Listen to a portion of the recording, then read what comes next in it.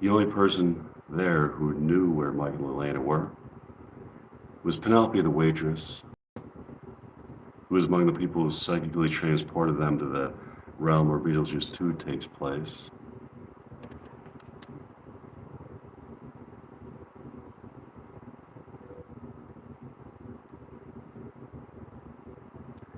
A couple named Herbert and Blanche come to the restaurant and sit down at the table.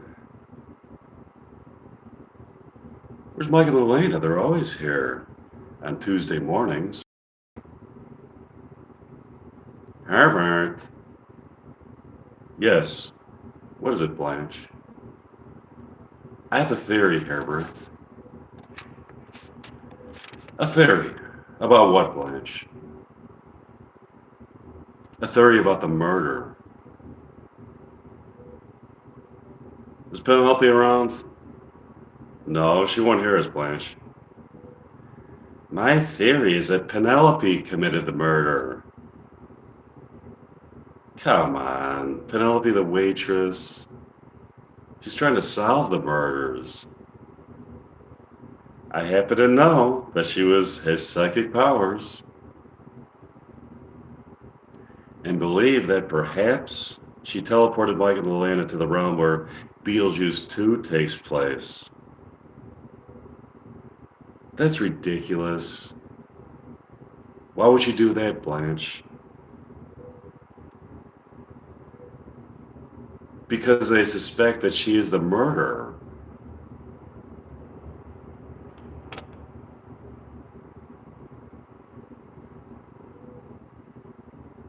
That seems very unlikely to me. Meanwhile, Mike and Lilana were wandering around the realm where Beetlejuice 2 takes place. How do we end up here, Lilana, in the realm where Beetlejuice 2 takes place? I don't know, but we need to find a way back. This is astonishing.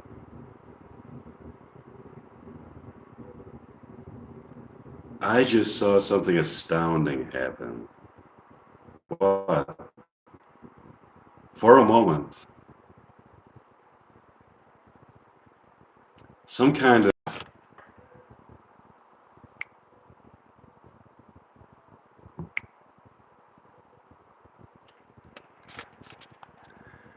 some kind of image presented itself to me through what appeared to be a transom connecting the realms where Beetlejuice 2 and Reality Bites 2 place. That is astounding.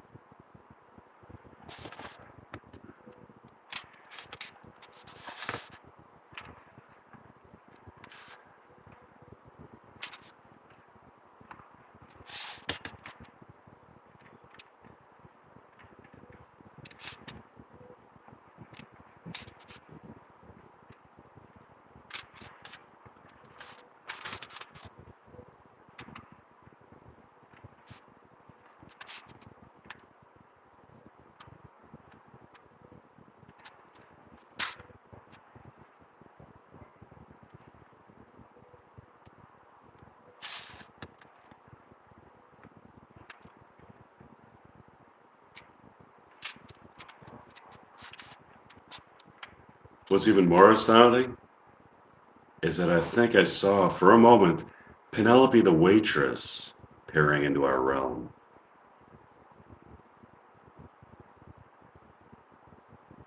How and why would she be looking into our realm? I have a theory on that. Maybe it's because we suspect that she committed the murder.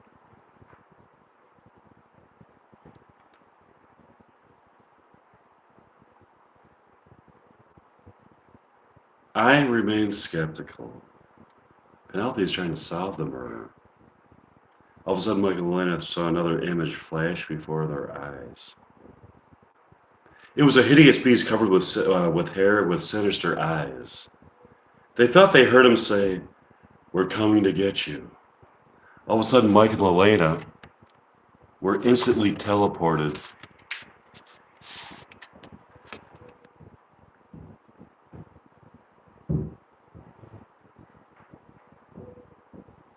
from the realm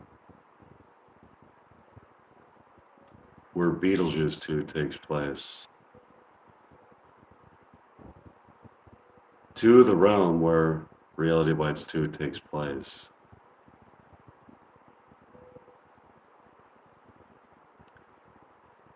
And found themselves in Mike's condominium, sitting on the couch looking out of the Golden Gate Bridge, standing proudly above the moonlit waters of the bay.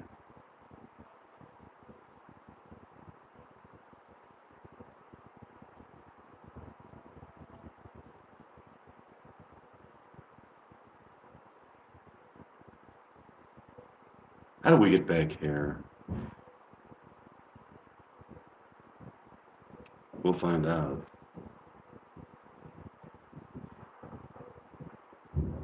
Would you like to practice more dialogue? Sure. Michael Online to practice more dialogue. Here's an excerpt from it.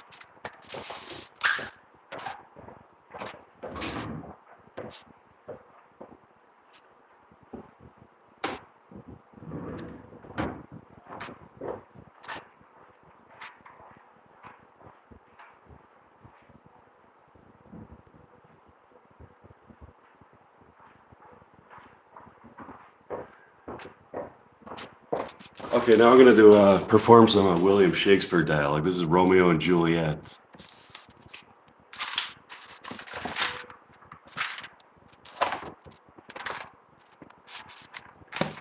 Scene 2, Capulet.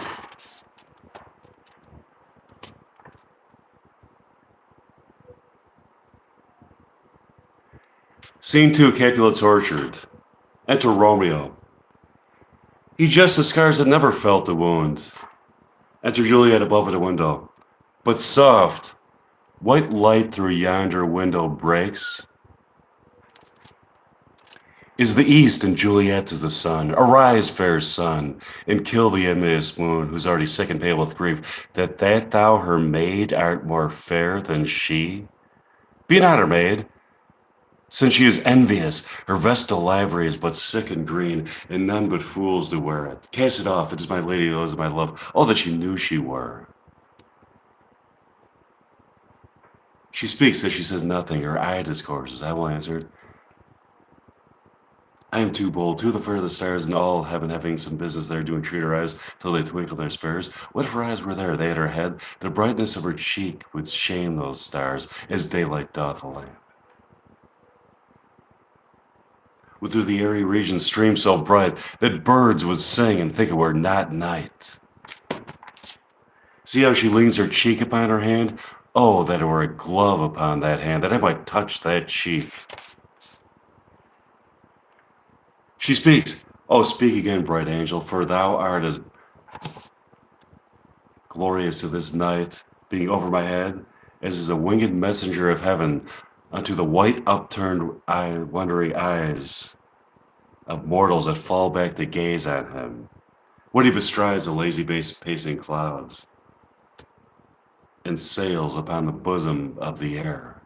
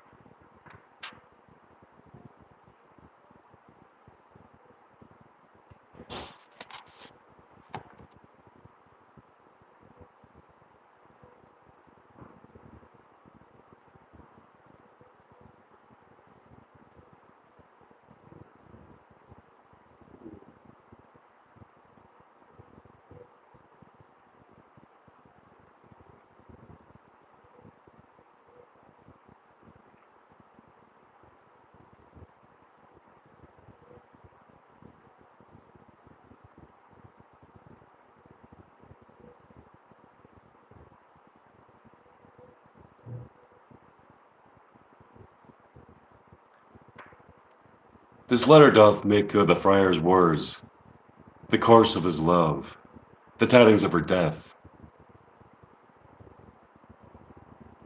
Harry writes that he did buy a poison of a poor apothecary therewithal came to this vault to die and lie with Juliet. Where be these enemies? Capulet Montague, see what a scourge is laid upon your hate, that heaven finds means to kill your joys with love. And I, for winking your discords too, have lost a brace of kinsmen. All are punished. Oh, brother Montague.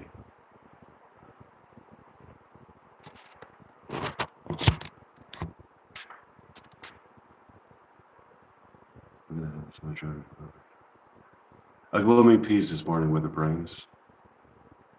The sun for sorrow now shows that.